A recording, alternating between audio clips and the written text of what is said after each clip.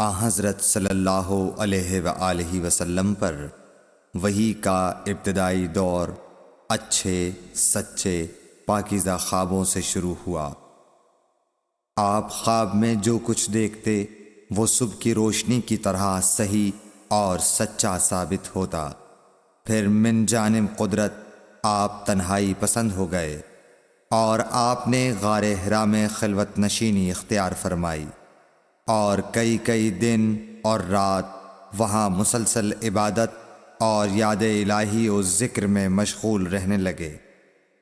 جب تک گھر آنے کو دل نہ چاہتا توشہ ہمراہ لیے ہوئے وہاں رہتے۔ توشہ ختم ہونے پر ہی اہلیہ محترمہ حضرت خدیجہ رضی اللہ تعالی عنہا کے پاس تشریف لاتے اور کچھ توشہ ہمراہ لے کر پھر وہاں جا کر خلوت گزین ہو جاتے۔ یہی طریقہ جاری رہا یہاں تک کہ آپ پر حق منکشف ہو گیا اور آپ غار حرا ہی میں قیام پذیر تھے کہ اچانک حضرت جبرائیل علیہ السلام آپ کے پاس حاضر ہوئے اور کہنے لگے کہ اے محمد پڑھو۔ آپ فرماتے ہیں کہ میں نے کہا کہ میں پڑھنا نہیں جانتا۔ آپ صلی اللہ علیہ وسلم فرماتے ہیں کہ فرشتے نے مجھے پکڑ کر اتنے زور سے بھینچا کہ میری طاقت جواب دے گئی۔ پھر مجھے چھوڑ کر کہا پڑھو۔ میں نے پھر وہی جواب دیا کہ میں پڑھا ہوا نہیں ہوں۔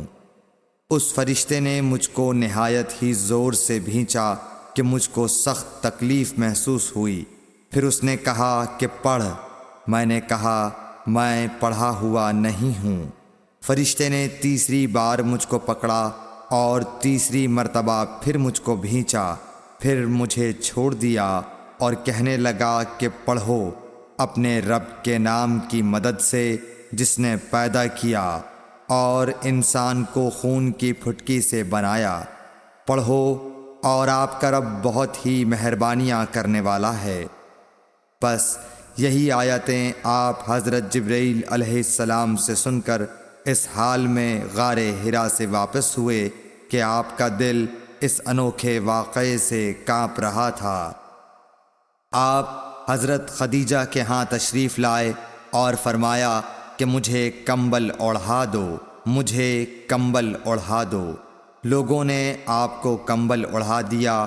جب آپ کا ڈر جاتا رہا تو آپ نے اپنی زوجہ محترمہ حضرت خدیجہ رضی اللہ تعالی عنہا کو تفصیل کے ساتھ یہ واقعہ سنایا اور فرمانے لگے کہ مجھ کو اب اپنی جان کا خوف ہو گیا ہے۔ آپ کی اہلیہ محترمہ حضرت خدیجہ رضی اللہ تعالی عنہا نے آپ کی ڈھارس بندھائی اور کہا کہ آپ کا خیال صحیح نہیں ہے۔ اللہ کی قسم آپ کو اللہ کبھی رسوا نہیں کرے گا۔ آپ تو اخلاق فاضلہ کے مالک ہیں۔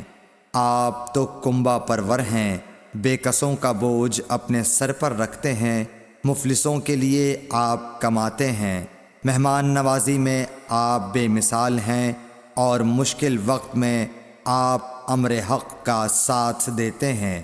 ایسے اوصاف حسنہ والا انسان یوں بے وقت ذلت و خواری کی موت نہیں پا سکتا۔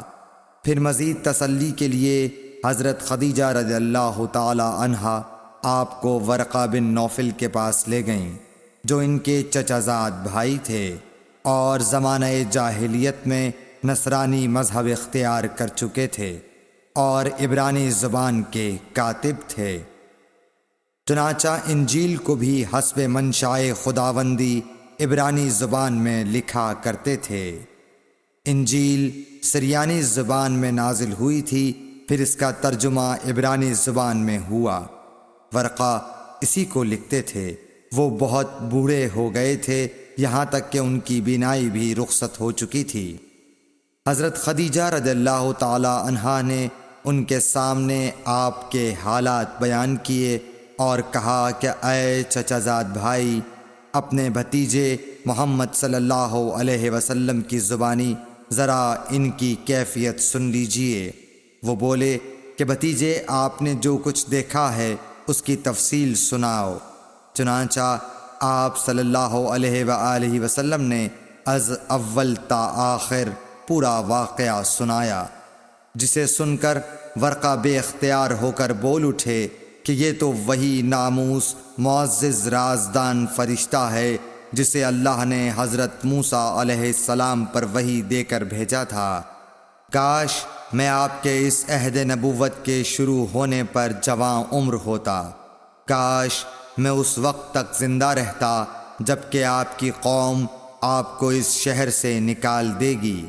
رسول کریم صلی اللہ علیہ وآلہ وسلم نے یہ سن کر تعجب سے پوچھا کہ کیا وہ لوگ مجھ کو نکال دیں گے، حالانکہ میں تو ان میں صادق و امین و مقبول ہوں۔ ورقہ بولا، ہاں یہ سب کچھ سچ ہے، مگر جو شخص بھی آپ کی طرح امر حق لے کر آیا لوگ اس کے دشمن ہی ہو گئے ہیں۔ اگر مجھے آپ کی نبوت کا وہ زمانہ مل جائے تو میں آپ کی پوری مدد کروں گا، مگر ورقہ کچھ دنوں کے بعد انتقال کر گئے، پھر کچھ عرصے تک وحی کی آمد موقوف رہی۔ صحیح بخاری حدیث نمبر 3۔